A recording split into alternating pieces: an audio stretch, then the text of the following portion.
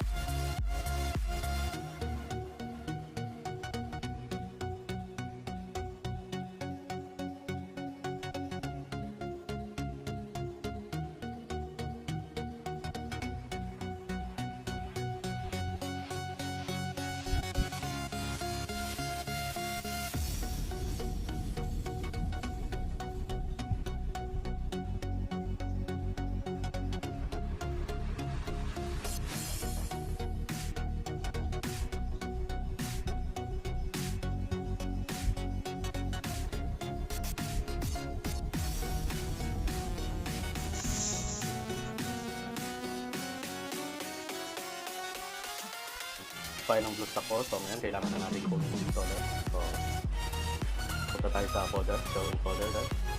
Ito siya, BlueStacks installer AMD64. Yes, because I'm using 64-bit there. So kailangan gawin na, i-click nyo lang ground better and then wait for it. Grant permission, yes, and C program data BlueStacks. Then yung makikita yung files niya. So sa C, program data and BlueStacks already. Check nyo to guys, huwag makakalimutan mag-check to. Access software license na ngayon. So after that, pwede nyo nang i-install. Napakadali lang. Click install.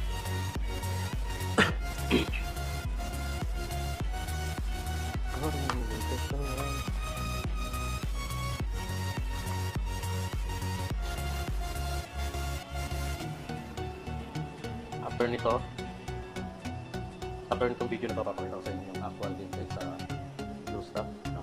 Yung with setting and resolution display, depende sa PC nyo guys. Lalaro tayo ng PUBG. Kaya nga pala, para sa mga gusto mag-download ng iba pang game sa BlueStacks 4, nag-leave ako ng mga recommended link ko dyan guys. Mga recommended link ko ng game na pwede nyo malaro sa BlueStacks 4. Download nyo lang sa baba. Click nyo lang and download yung BlueStacks 4. Siyempre, kailangan nyo na i-download yung BlueStacks 4 bago yung mga games. Okay, complete. Start upon competition.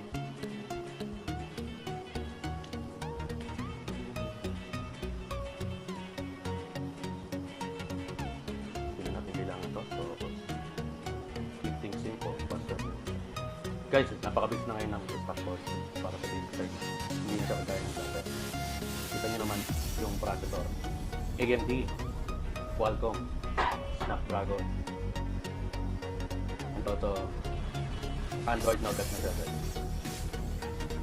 6 times faster than Samsung Galaxy S9 Plus. Okay, so language. Here we go. choose English. Depende sa language na ito. Ano sa mga English language?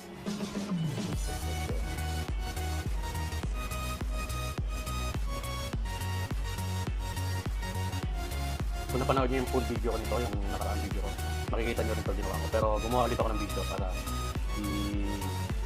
i-personalize itong pag-install. Yung iba kasi alam ko, hindi naman napanood na yung full video ko about dito, kaya gumawa ulit ako ng bago. So, ayan. Checking info. Ulit.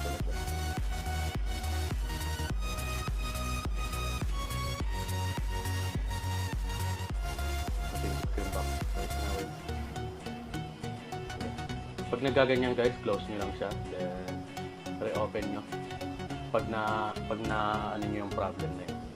Minsan kasi ganun eh. Close nyo lang, then re-open nyo.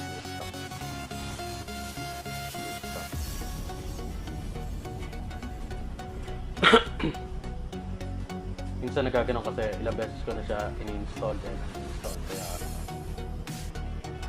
kaya naglolo ko sa akin. So that's it guys. Thank you so much for watching this video. I hope you enjoy it and sana nakatulong po sa inyo. Thanks guys.